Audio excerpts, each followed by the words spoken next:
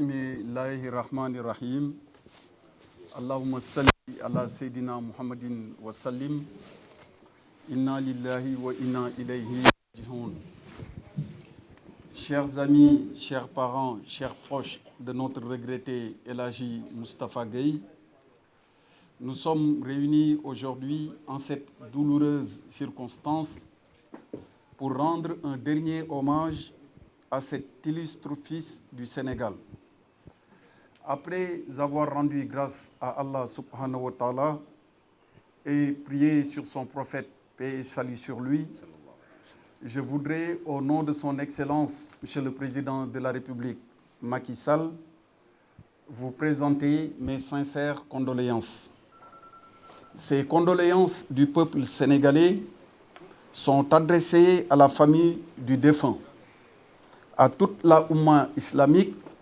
mais aussi aux guides religieux de notre pays, ainsi qu'à l'association des imams et oulémas du Sénégal. Le Sénégal a en effet perdu un digne fils, un homme d'une dimension religieuse exceptionnelle, pétri de qualité. Imam Moustapha Gueye était d'abord et avant tout un pur produit des Dara. Il était un grand érudit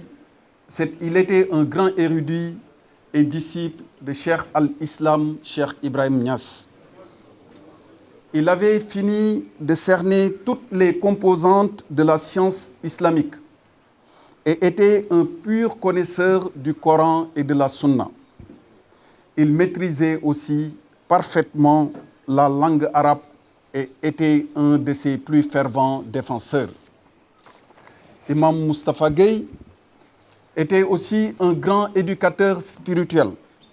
qui, au-delà de diriger la prière à la mosquée de Thiaroye dont il était l'imam, mettait sa connaissance à la disposition des populations dans un langage clair et accessible. Il a su brillamment utiliser les médias que sont la télé et la radio pour pouvoir toucher un grand nombre de musulmans et les aider à mieux connaître leur religion. Mais son engagement n'était pas que religieux. En effet, tout au long de sa vie, il a su être un conseiller avisé auprès des chefs de l'État qui ont dirigé notre pays depuis l'indépendance jusqu'au président de la République Macky Sall, avec lequel il entretenait d'excellentes relations. C'est toujours dans cette dynamique qu'il a également créé l'association des imams et oulémas du Sénégal. Il fut aussi secrétaire général des étudiants et enseignants arabes au Sénégal, chef des prêcheurs à la RTS, grand cadi au tribunal de Pékin et délégué général au lieu saint de l'islam pendant plusieurs années. En résumé, Imam Moustapha Gueye était un musulman et un croyant exemplaire, un prêcheur hors pair et un homme de vertu, nanti de hautes valeurs cultuelles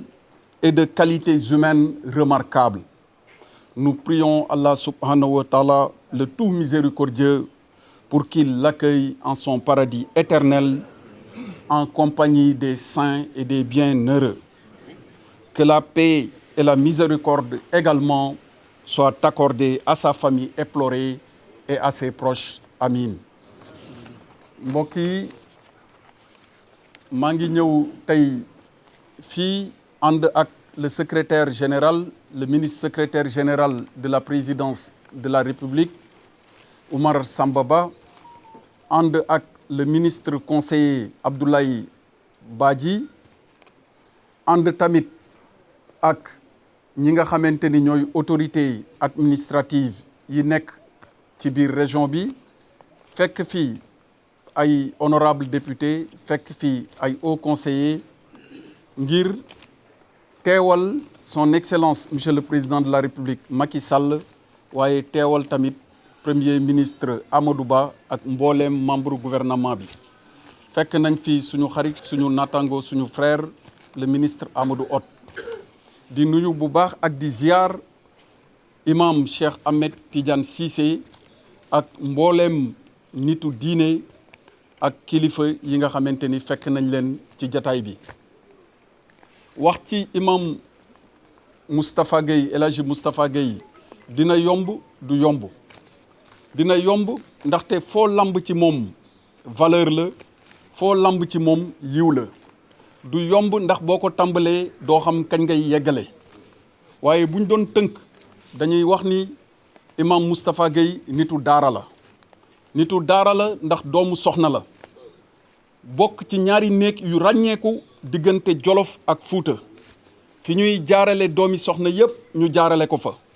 mu jàng alxuraanul karim ba wattu ko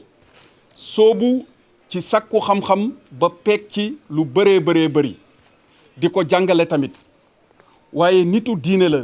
ndaxte dundam gépp jox na ko yàlla suñu borom di dimbali doomu aadama yi ngir ñu gën a xam seen diine waaye yamul ci doon nitu daara ak nitu diine dafa nekkoon nit koo xamante ni tamit dafa engagé wu woon pour société bi engagé wu pour la nation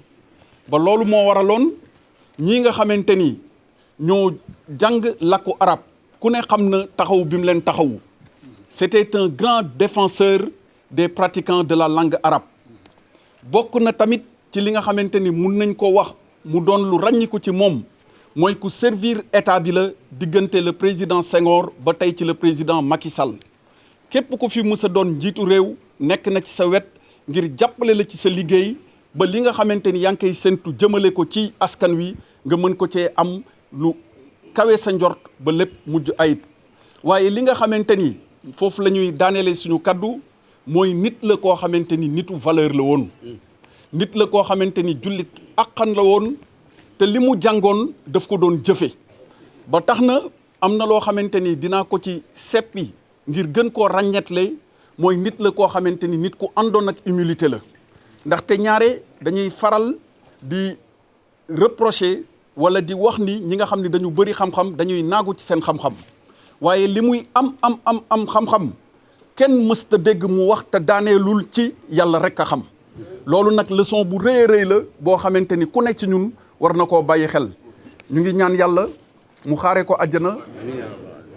teg loxoom ci njaboot gi mu fi bàyyi wasalaamualeykum wa rahmatullah